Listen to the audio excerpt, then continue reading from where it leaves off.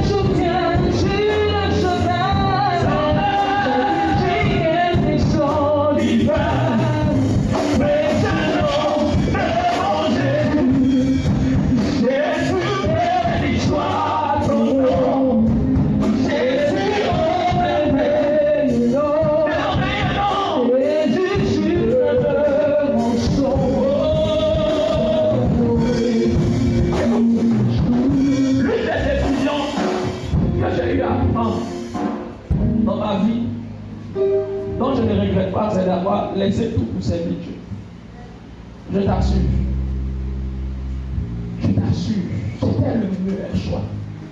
Il y a eu tellement d'opportunités. Ça m'intéresse pas. Parce que au moins Dieu avait déjà mis le servir. Donc, même si tu fais un travail séculier, même si tu travailles quelque part, même ton travail soit pour la gloire de Dieu. Il faut que le travail que tu fais puisse glorifier Dieu. Il faut que ton travail soit une adoration. Une adoration. Une adoration à Jésus-Christ de Nazareth. Est-ce que je parle avec eux? Viens avec mon service. Viens avec mon service. Dis voisin, c'est l'heure de servir. Tu ne peux pas devenir grand si tu n'es pas un serviteur. Regarde, l'élévation de Dieu peut prendre du temps. Et dans 2 ans, 10 ans, peu importe. Mais l'une des clés pour passer dit au commencement était la parole. Et la parole était avec Dieu, la parole était Dieu. Alléluia. À la suite, la parole est venue sur la terre, c'est fait chair. La parole est parlée. La parole s'est fait chair, c'est Jésus-Christ de Nazareth. Donc pour avoir le succès, par rapport à Genèse chapitre 1, verset 8, il dit, il faut que tu puisses mettre en pratique la parole de Christ. Mais Christ a été le serviteur ultime, le serviteur puissant, le serviteur agréable. Il dit, je suis venu pour servir. Donc Christ était l'exemple pour nous. Je veux parler. J'avais mon Christ était l'exemple. Donc, si Christ même était serviteur, c'est pas toi. Est-ce que je parle avec toi? Je sais dessus. Parce que les gens pensent que pour avoir le succès, c'est beaucoup de choses. C'est ça. Beaucoup, au lieu de les serviteurs, ils sont des maîtres. Avant de devenir maître, pour être serviteur. Le centenier nommé a dit, il dit, moi que vous voyez, j'ai des soldats à qui je dis, ils savent. Mais aussi j'ai des supérieurs qui sont au-dessus de moi, qui peuvent m'envoyer. Alléluia. Amen. Amen. Moi je suis là, je suis un fils. Quand même je suis père, mais je suis d'abord fils de quelqu'un. Avant d'être père, avant de pouvoir faire un enfant, c'est que tu es né quelque part. Je peux parler. Alléluia, je peux parler. Avant, si on a tu dois servir. Donc tout ce que vous faites, il faut que vous ayez un esprit de service. Ah, je vais aider, je vais apporter, je vais faire ceci. Et Dieu va vous rendre grand. Les disciples sont venus un jour. Jésus qui est le plus grand parmi nous. Il faut nous dire aujourd'hui là. Il faut nous dire, est-ce que c'est Pierre? Mais c'est Jean. En tout cas, il faut désigner le plus grand. Jésus dit, c'est pas ça, ça n'a pas être un problème. Ce qui doit vous préoccuper, ce qui doit être pour vous un leitmotiv, ce n'est pas le fait de chercher qui est grand, la position, mais c'est de servir. Servir. Maranatha. Attends, c'est deux. Attends, c'est deux.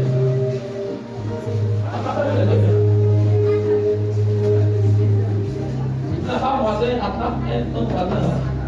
Attrapez-vous les deux mains. Maintenant, demande à ton père, tu fais quoi? Tu fais quoi? Dis voisin. D'abord, il faut dire voisin, pardon.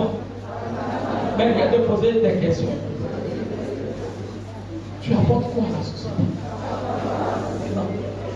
Non. Dis voisin, pardon, hein. C'est le passé qui a été demandé. Tu apportes quoi? Tu fais quoi si la terre ici? Ah, on a des chiffres là qui touchent. Tu fais quoi si la terre ici? Non, il faut regarder ton main, yeux dans les yeux. Voilà. Tu vois, tu apportes quoi? Tu te sers ou tu sers Dieu? Non, pas là ton voisin. Regarde ton âge. C'est le pasteur. Dis voisin, c'est le pasteur qui dit. Toi-là, tu connais ton âge, non? On parlait comme je parlais. Dis voisin, toi, tu connais ton âge, non? Avec l'âge que tu as là, tu as apporté quoi sur la terre? La terre est trop grande. Tu as apporté quoi sur le continent africain? Dis voisin, Africain est trop grand. Tu as apporté quoi dans ton pays? Ton pays est trop grand. Tu as apporté quoi? Tu t'es servi.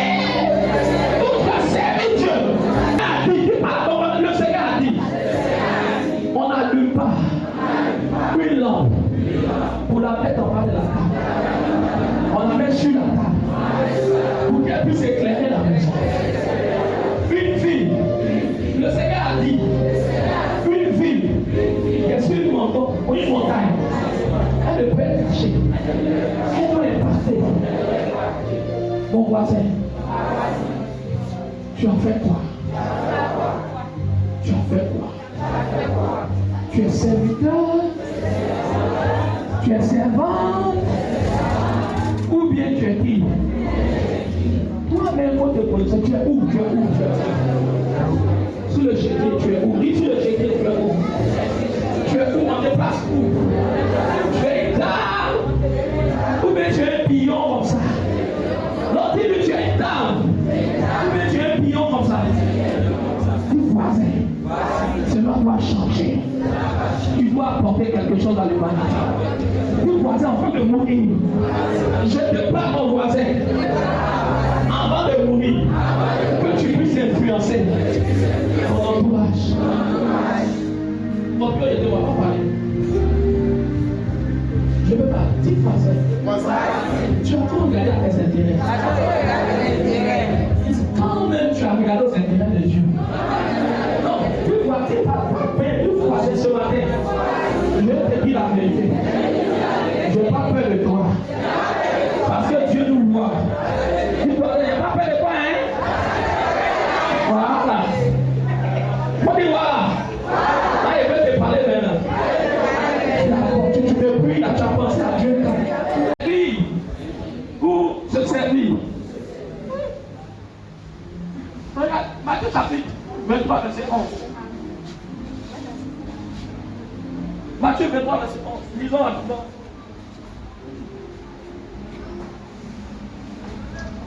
Matthieu 23, 11. Mais avant le succès, et pour avoir le succès, ça commence par servir. Jésus dit, c'est Jésus qui dit, il dit, celui qui est le plus grand, celui qui va être le plus grand, doit commencer par servir. Tu fais tes grands dans la société, on dit, voilà le boss qui arrive, avec ta voiture. Il faut que tu aies un esprit de serviteur. Dis moi un esprit de serviteur. Parle à ton mari, est-ce que tu as un esprit de serviteur? L'esprit de serviteur, c'est celui-là même, on n'a pas besoin de dire, fais une bonne chose qu'il le fait. Il y a des gens qui sont comme des robots. Ils sont comme des robots avec une télécommande. Il faut que tu appuies d'abord. Qui a regardé Pinocchio? Qui était dans le temps de Pinocchio? Pinocchio avait une faculté, quand il ment, son nez devient long. Devient long. Dès qu'il ment, son nez devient long. Et Robocop, qui a regardé Robocop? Vous n'avez pas regardé. Il y a un homme, un policier. Joseph trouva grâce aux yeux de son maître. Joseph trouva grâce aux yeux de son maître. Il l'employa à son tour. Donc, Potiphar l'a employé à son tour. Il a payé Joseph. Il l'employa à son service. Oui, il l'employa. Établi sur sa maison. La Bible dit qu'il est établi sur quoi? Sur sa maison. Sur sa maison. Et lui confia tout ce qu'il possédait. Et il confia tout ce qu'il possédait. Dis avec moi tout ce qu'il possédait. Regarde ton voisin et dis, est-ce qu'on peut te confier quelque chose? Donc, tout chose. Il a mis à la fin. Oui, après c'est là, le sacrifice, on fait pas sacrifice, oui. Le savoir. Savoir, dans le succès, il faut avoir le savoir, ça c'est vrai. Dans le succès, il y a les sacrifices. Oui. Hein? Sagesse. Non, sagesse c'est bon, il faut avoir la sagesse financière. La sagesse partout, oui, c'est bon. Oui. Oui, allons-y. Donnez-moi un autre exemple. On a savoir, sagesse, quoi encore? L'honnêteté. Ah, abolition. Tout ça c'est très bon. Alors, pour le S de succès, qui peut donner en mode de trois réponses là, on voit quoi dans lui?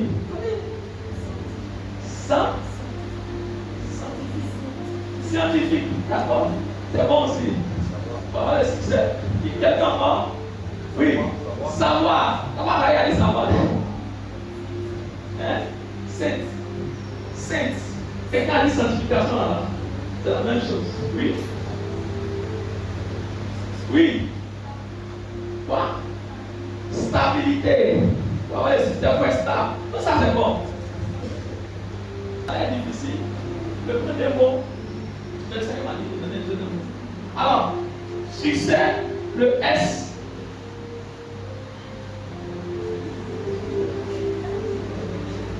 Serviteur, servi. C'est à côté de vous, non? C'est à côté de vous. Tu ne peux pas être énorme pour une femme qui a le succès si tu n'es pas serviteur, si tu sais pas. Vous savez, ce qui fait que beaucoup de personnes deviennent riches, c'est pas parce qu'ils se focalisent sur l'argent. Non. L'une des façons de devenir riche, c'est de trouver des solutions aux problèmes des gens. Je peux parler. Le Seigneur m'a trouvé mon esprit. Il m'a dit, est-ce que tu sais combien de personnes qui sont dans les hôpitaux pendant que je ne sais pas? Est-ce que tu sais combien de personnes sont dans les hôpitaux? Donc, pour avoir le temps de guérison, j'ai vu une vidéo. C'était le gars était à jamais. Si on les bras cassés, les gens s'allient comme il y a 4 heures du matin. Vous lisez bien la vie de Dieu. Lorsque je faisais devant les démons, à peine même il pouvait crier, il ne criait même pas. Hein? L'onction qui était sur sa vie faisait que même les esprits qui étaient dans des corps, comme dans la vie du fou de Gadara, la Bible dit, ce homme rempli de démons est venu se mettre en genoux, au pied de Jésus pour dire, est-ce que tu es venu nous tourmenter avant le temps? Alléluia. Quelqu'un dit, tu as besoin de l'onction. Ne faites rien sans l'onction. Tant que vous n'avez pas été rempli, c'est pas dans ta vie, au-delà de chercher l'argent, cherche d'abord l'onction. Si tu fais des affaires, cherche l'onction. L'onction de Dieu ouvre les portes. Amen. Amen. Dis à ton mari, cherche l'onction. Tu veux l'abondance. Il faut que l'onction soit là. Quelqu'un laisse sa main, dit Seigneur, j'ai besoin de ton onction. Alléluia. Dis Seigneur, j'ai besoin de ton onction. L'onction fait la différence. Entre toi avec un païen, une personne pointe. Il y a une différence. Les démons sont soumis. Amen. Quand tu es point, il n'y a rien. Quand le démon voit l'onction, tu n'as pas besoin de dire je suis homme de Dieu, c'est maintenant. Lui-même il voit. Qui a dit aux démons qui étaient dans le fou des cadavres que cet homme était? Eux-mêmes, ils ont reconnu la puissance parce qu'ils ont mis l'onction sur la vie de Jésus. Que l'onction de Dieu soit ton partage au nom de Jésus. En ce mois de la Pentecôte, que le Saint-Esprit puisse te remplir à déborder un de choses. C'est pour ça que tu dois prier. C'est pour ça que tu dois prier.